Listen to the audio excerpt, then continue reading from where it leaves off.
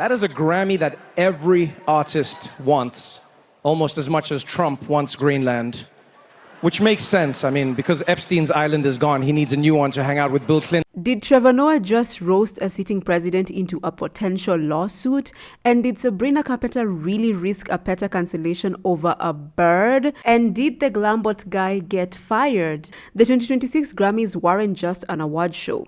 They were a 3-hour legal liability, from an Epstein Island joke that allegedly has Trump's lawyers on speed dial, to Bad Bunny turning Album of the Year into a political protest, and to Taylor Swift being the loudest person not in the room. And before the Grammys even started, they were already over. Yeah, by 12:30 p.m., the Recording Academy had handed out over 80 awards during the so-called pre-show. By the time the main telecast rolled over at around 5 p.m., half the winners were already at home changing into sweatpants. Can you believe that?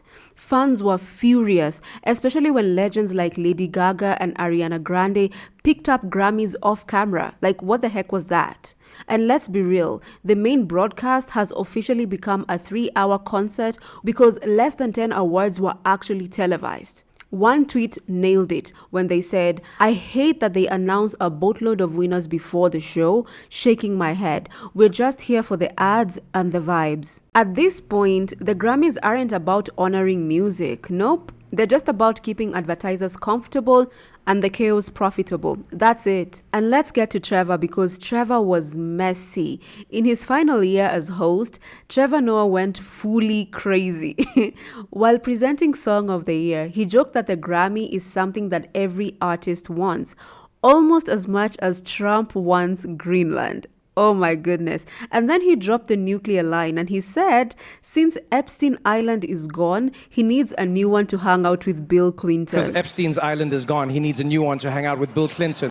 So Trump allegedly responded by saying that Trevor Noah, is a poor, pathetic, talentless dope of an MC, and that he would instruct his lawyers to sue him for plenty of money.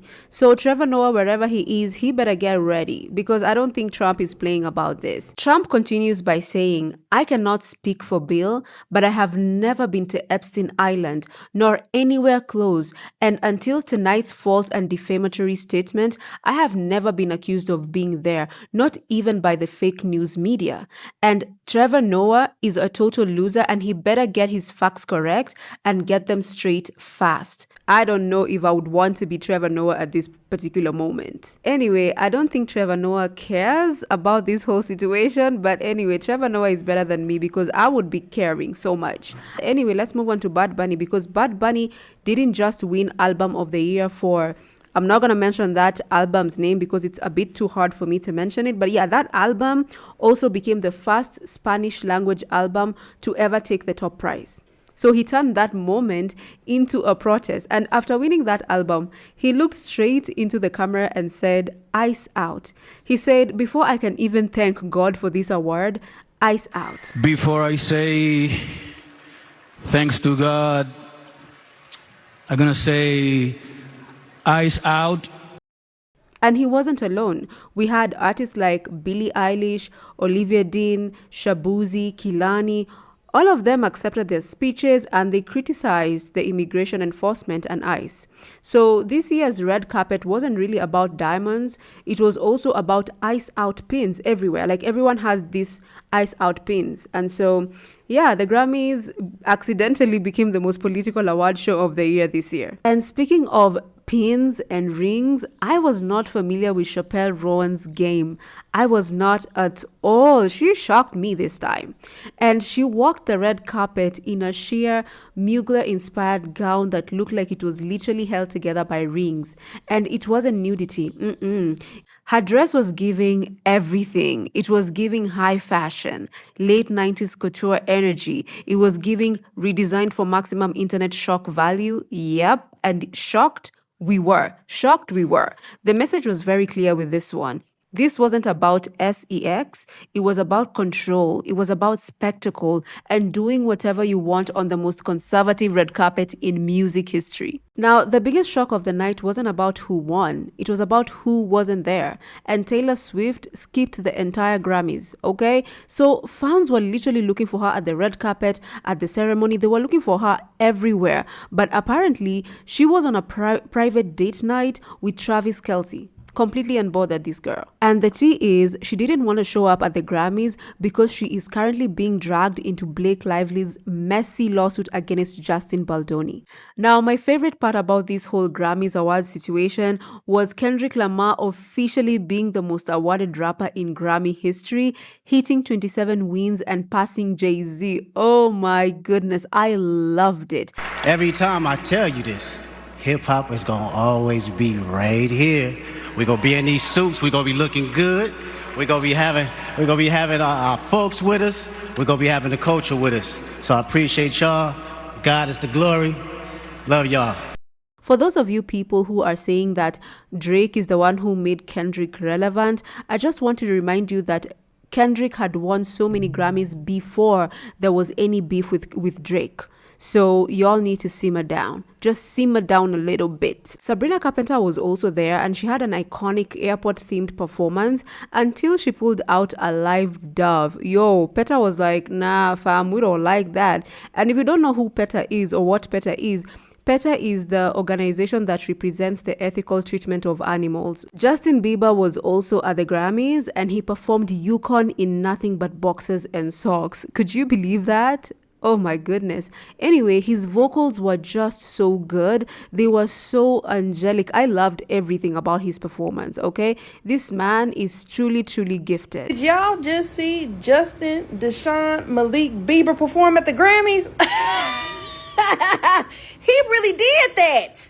Man said, in the city, remember used to drive a Yukon, yeah.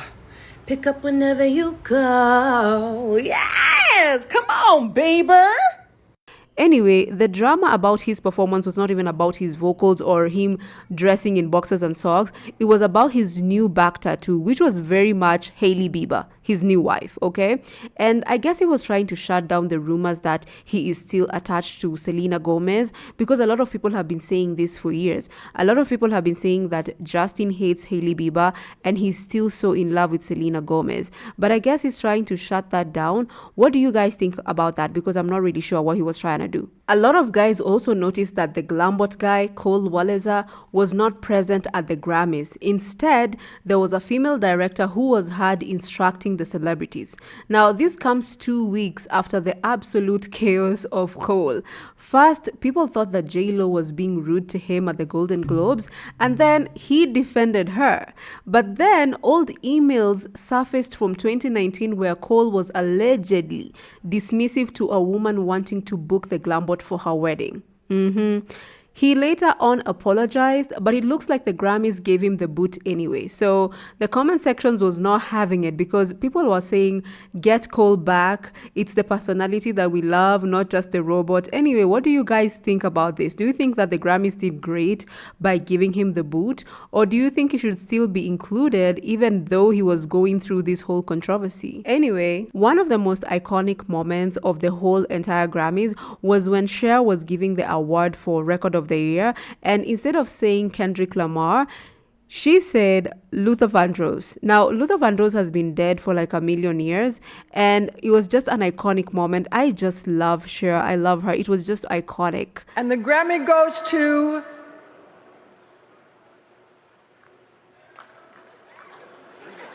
Oh!